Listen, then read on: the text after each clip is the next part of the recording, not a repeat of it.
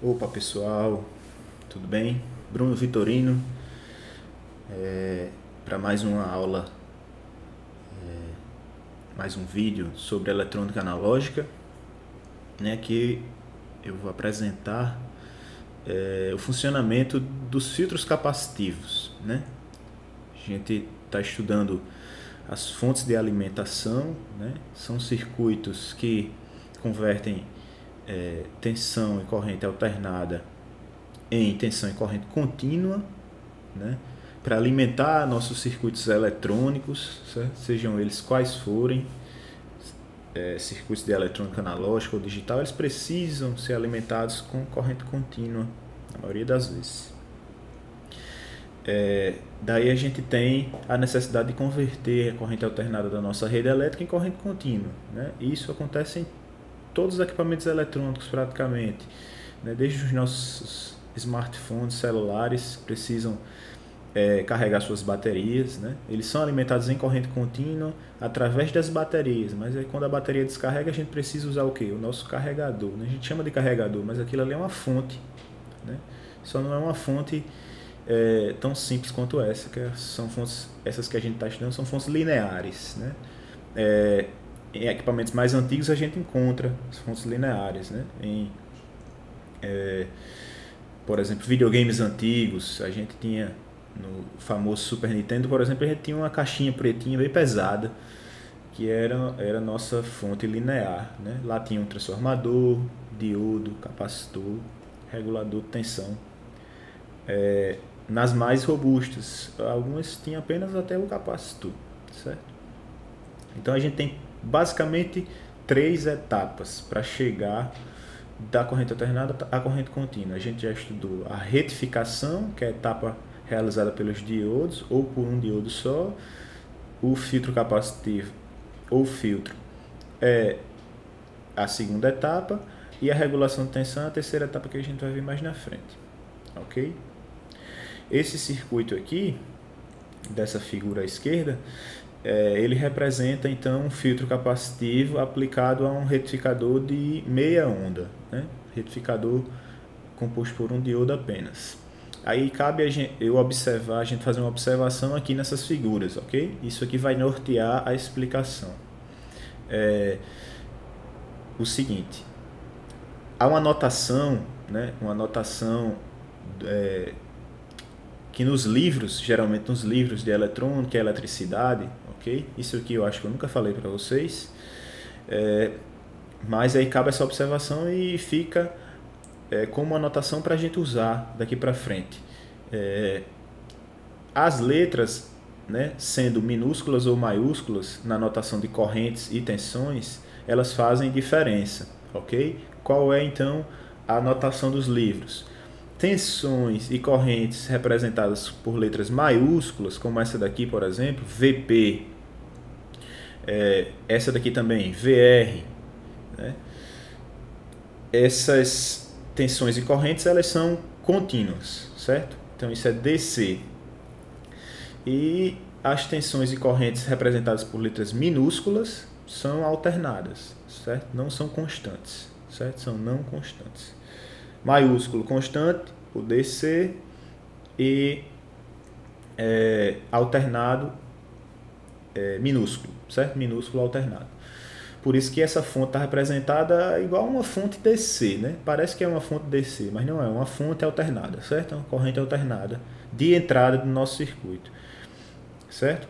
Aqui tem VO também alternado, porque na verdade, como aqui só tem um capacitor, né, só é um filtro capacitivo, aqui ainda não que seja alternado, aqui já é uma corrente contínua, né, mas como não é constante, ó, não é um valor constante ainda, esse gráfico azul, a gente também chama isso, também trata isso com letra minúscula.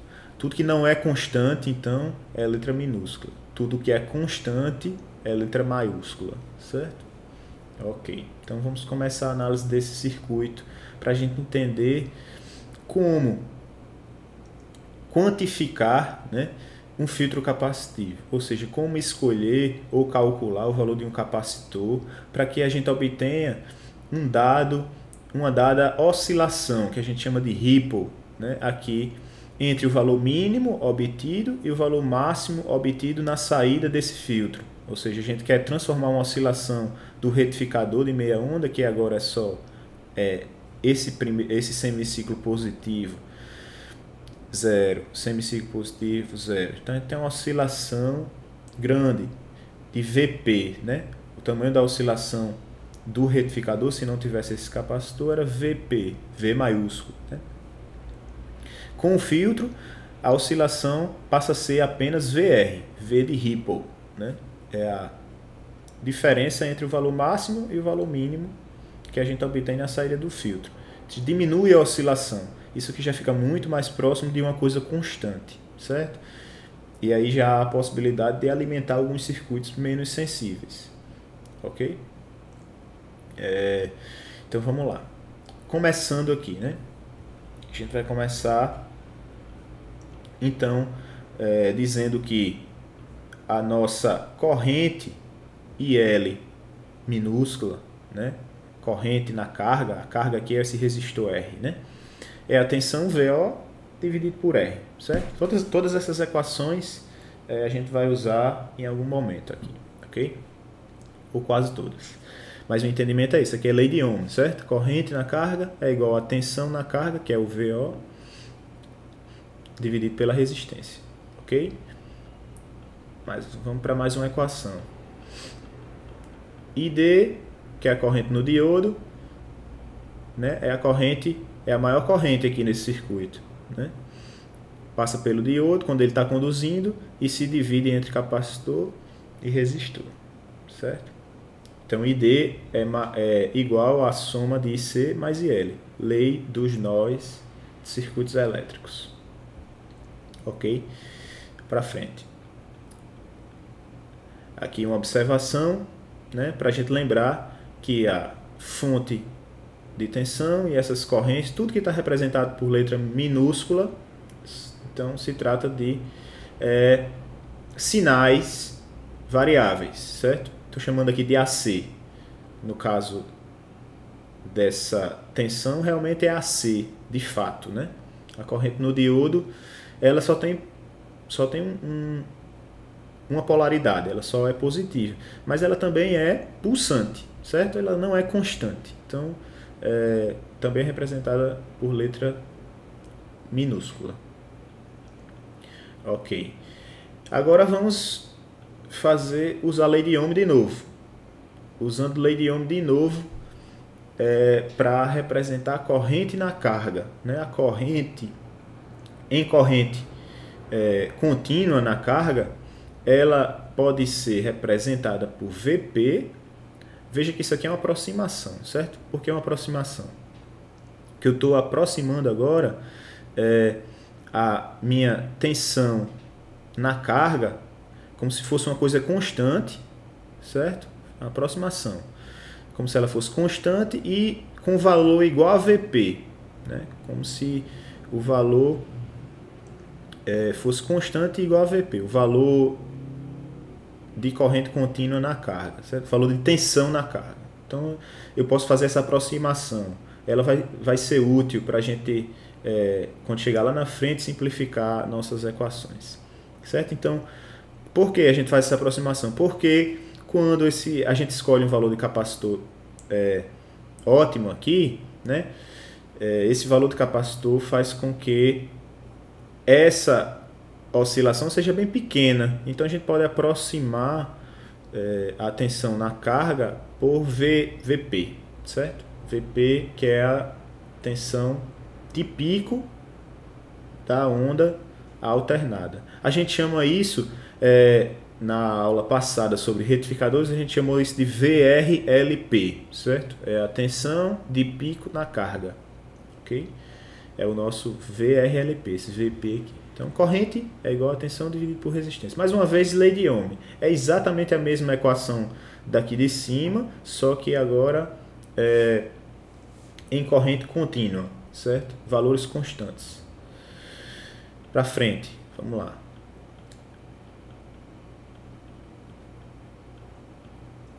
Pronto. Aqui a gente tem mais uma equação baseada em valores constantes, né? Corrente contínua. Vamos lá, olhar só para essa parte preta aqui agora. A gente tem que VO, né? Tensão de saída, né? Isso aqui agora isso aqui já é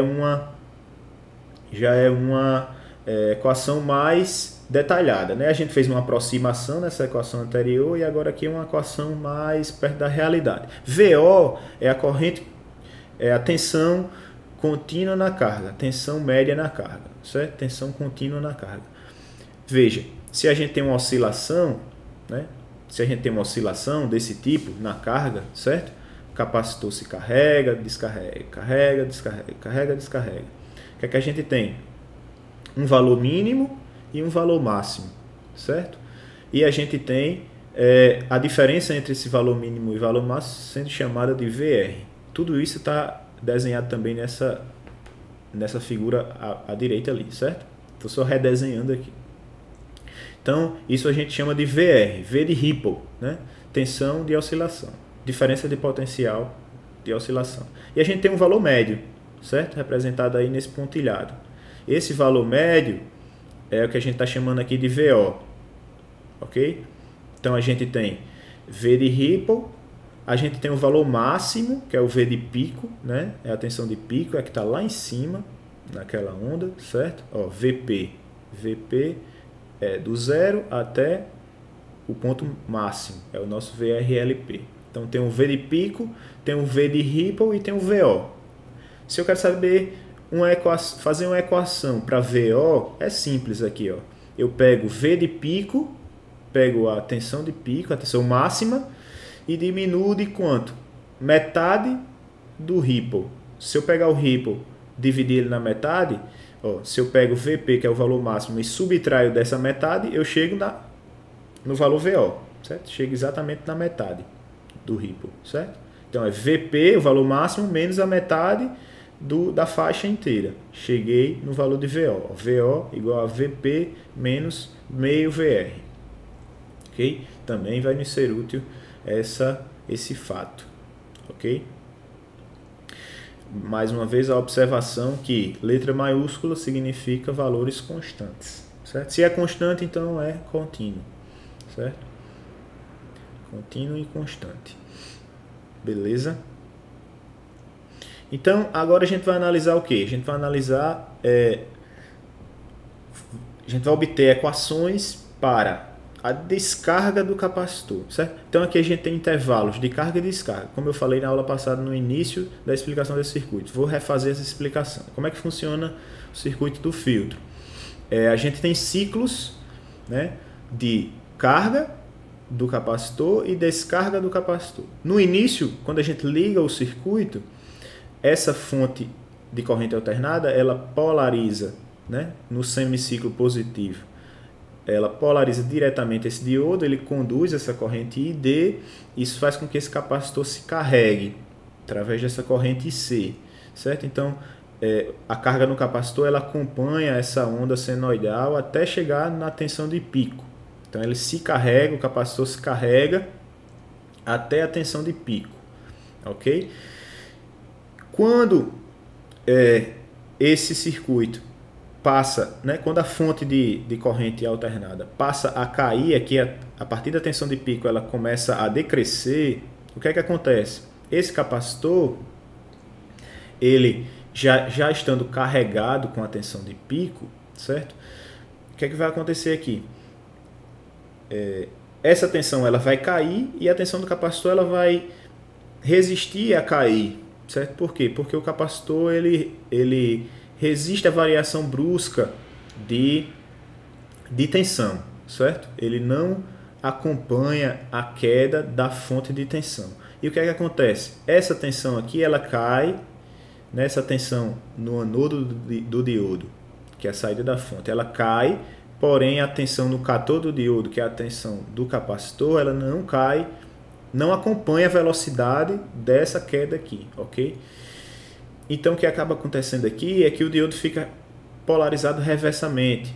A tensão aqui fica sendo maior do que a tensão no cátodo, maior do que no anodo, certo? Então, esse fato faz com que esse diodo esteja polarizado reversamente. Quando ele está polarizado reverso, a gente sabe que ele não conduz, certo? Então, ele corta. Quando esse diodo corta, a gente tem apenas o circuito, só temos corrente agora no circuito RC, certo? Nesse circuito capacitor-resistor. Então, o capacitor vai começar a descarregar no resistor, certo?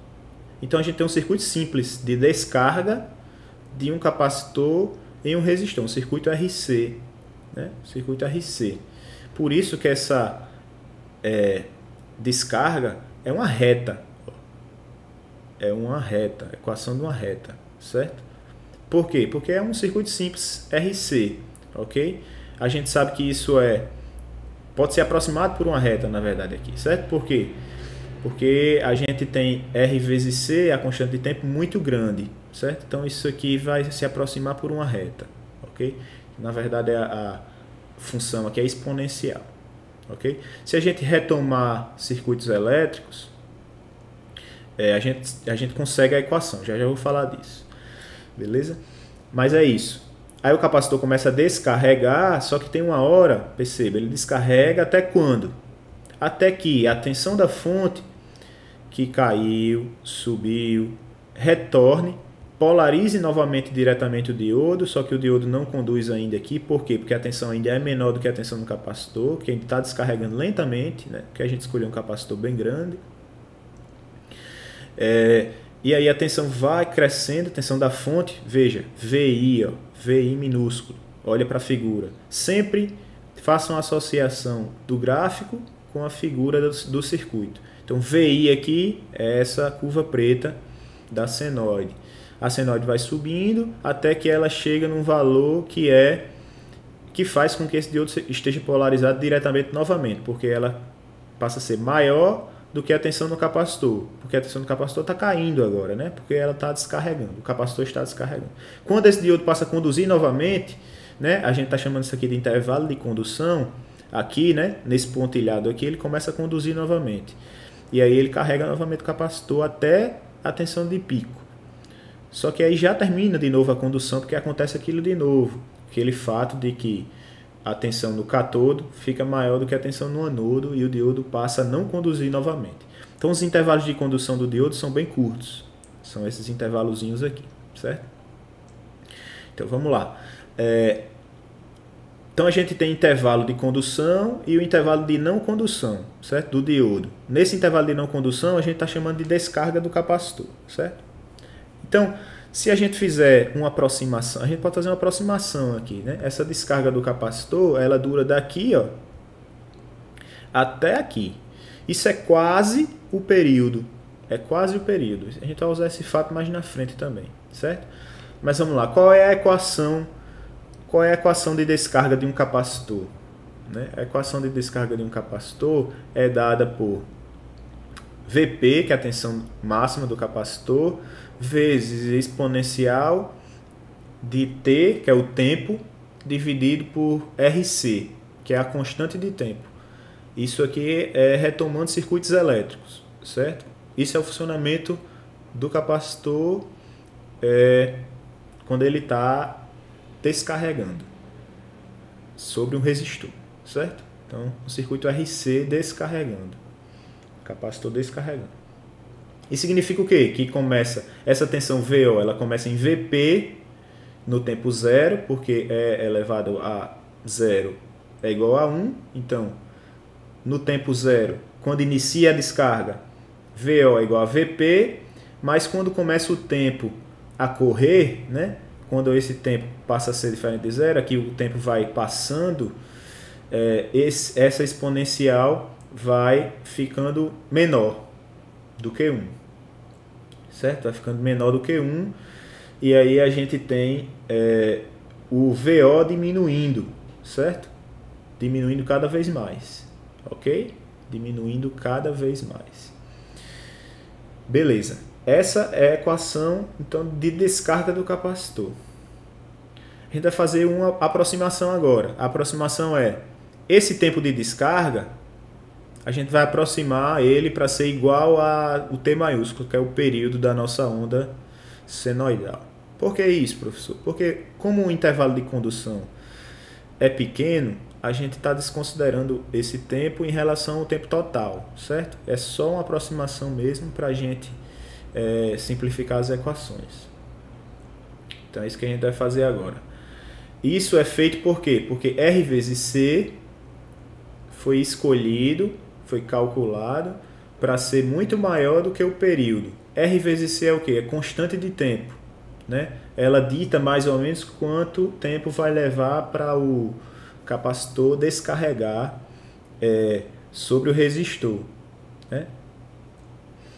Não é exatamente RC, o tempo de descarga, né? Mas é baseado em RC. A gente chama isso de constante de tempo. Vocês devem lembrar isso de circuitos elétricos. A constante de tempo aqui, então, é muito maior do que o período. Para quê? Para que esse capacitor ele não descarregue de uma vez. Ó. Se essa curva de descarga for muito brusca, aí o capacitor descarrega e aí a oscilação ainda é grande, né? O objetivo aqui é que a oscilação fique pequena, então que o capacitor descarregue lentamente. Para isso, R vezes C tem que ser grande, certo? R vezes C tem que ser maior do que o período. Certo? Constante de tempo tem que ser muito maior do que o período. Ok?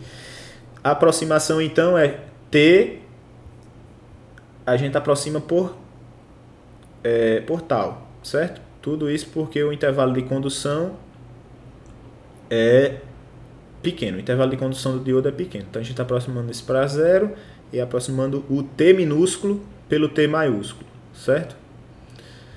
É que eu estou mostrando aqui. O intervalo de descarga do capacitor está sendo aproximado pelo período da onda. Então, né, o tempo de descarga é aproximadamente igual ao período T. Certo? Então, no fim da descarga, o que é que a gente tem? No fim da descarga, a gente tem... Qual é o ponto de fim da descarga? Justamente nesse pontinho aqui, né? Está descarregando, para de descarregar aqui. Acaba a descarga. O que é que a gente tem como equação no fim da descarga? Né? A gente tem a tensão mínima, né? Na saída, ó, a tensão mínima, né? Que é o que? Vp, tensão de pico, menos a oscilação inteira, né?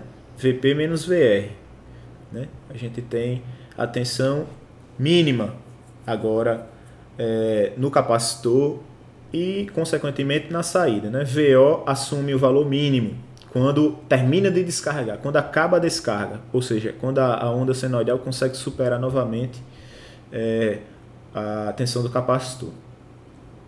Então, no fim da descarga, a gente tem o que? Vp menos Vr, que é o V mínimo, né?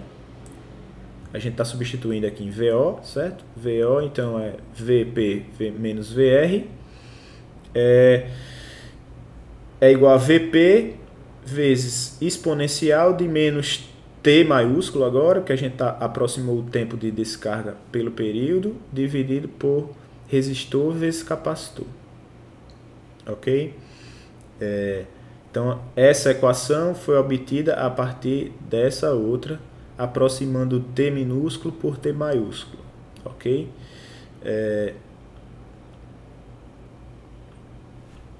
Como RC é muito maior do que o período, certo? RC, a gente já assumiu isso, que ele é muito maior do que o período. Aí a gente pode aproximar essa exponencial por uma função mais linear, certo? Por isso que eu digo que essa linha, né, parece muito uma reta. Apesar de ser uma função exponencial, mas ela pode ser aproximada por uma reta. Que reta é essa? 1 menos T sobre RC. T é período, RC constante de tempo. Valor do resistor vezes o valor do capacitor. Certo? Então a gente vai substituir aqui essa função exponencial por 1 menos T vezes RC. Agora é só um trabalhinho matemático aqui para a gente obter as equações simplificadas. Vamos lá. Menos VR, já estou passando esse VP para o outro lado, subtraindo, certo? Então, menos VR é o que sobra aí, é igual a Vp vezes, aí já substituindo a exponencial por 1 menos T sobre RC. Fecho parênteses e menos o Vp que eu trouxe lá do outro lado. Certo? Aqui agora a gente pode dizer que menos VR é igual a Vp, já fazendo a associação aqui, né? Na verdade, a distribuição aqui, né? A propriedade distributiva. Vp vezes 1 menos Vp vezes T sobre RC. Então, Vp menos Vpt sobre RC. E o Vp que está fora do parênteses também vai aparecer aqui. Menos Vp. Beleza? Aí tem Vp menos Vp aqui, a gente corta. Certo? Multiplica isso aqui tudo por menos 1. Aí a gente tem VR igual a Vp vezes período dividido pela constante de tempo. Pronto, a gente tem agora uma primeira equação para a tensão de Ripple. Certo? Vamos obter 3 equaçõezinhas equivalentes, cada uma equivalente à outra, e depois a gente dá uma estudada nas equações mais profundamente. Vamos lá. Então a tensão de Ripple, ela é diretamente proporcional à tensão de pico, né? Diretamente proporcional à tensão de pico, diretamente proporcional ao período da onda. Quanto maior o período, maior vai ser a oscilação, né? Porque vocês concordam, né? Quanto maior o período, mais tempo esse capacitor vai ficar descarregando. Então maior vai ser a oscilação, ou seja, maior o ripple, né? Porque ele vai cair mais, a tensão do capacitor vai cair mais. Então, quanto maior o período, maior o ripple, ok. E ele é inversamente proporcional ao valor do resistor vezes capacitor. Então, quanto maior o capacitor, menor o ripple. Se a gente quer um ripple bem pequenininho, escolhe capacitor grande, certo? Agora vamos obter mais 2 equações. Vamos lá. Período é 1 sobre frequência, não é isso? Então a gente já obtém uma nova equação. V de Ripple é igual a Vp dividido pela frequência vezes a constante de tempo, vezes R vezes C. Então a gente já pode usar a frequência da nossa senoide, né? Tanto para retificador de meia onda, que é 60 Hz, quanto para retificador de onda completa, que é 120 Hz. Isso, logicamente, para fontes, para sinais de corrente alternada em 60 Hz, né? E aí a gente também pode obter se a gente substituir essa equação aqui de corrente, né? Lei de Ohm, né? Corrente é igual a tensão dividido por resistência. Aí eu substituo aqui Vp sobre R pela corrente na carga, corrente média na carga.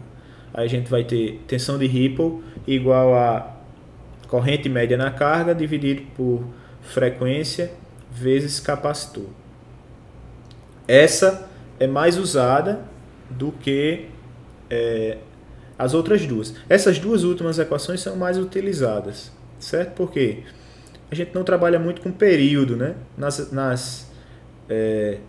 Nos problemas, tanto práticos quanto mais teóricos, em provas ou realmente, se a gente for fazer um projeto de uma fonte, a gente vai ter a frequência, a gente vai ter tensão, resistência. A gente não trabalha muito com período da onda senoidal, a gente trabalha com frequência, com corrente, principalmente esse último aqui, porque a corrente na carga é muito importante, certo? A corrente na carga é uma métrica das fontes, ou seja, a gente trata a fonte pela tensão e pela corrente.